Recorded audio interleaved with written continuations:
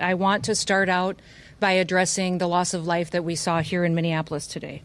Any loss of life is a tragedy, and I think all of us can agree that in this situation it was preventable. ICE agents repeatedly ordered her to get out of the car and to stop obstructing law enforcement, but she refused to obey their commands.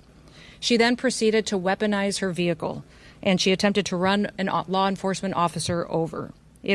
This appears as an attempt to kill or to cause bodily harm to agents, an act of domestic terrorism.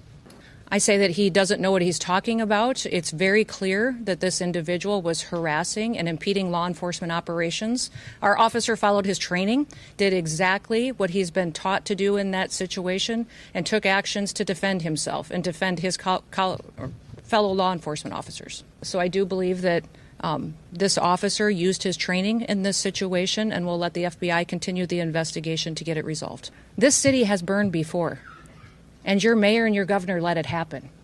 President Trump is not going to let that happen. He and our federal law enforcement officers are here to bring peace and to bring public safety and to ensure that criminal activity is stopped and that people who perpetuate it will face consequences. Since we have been here in recent weeks, we have arrested over 1,500 criminals off of the streets.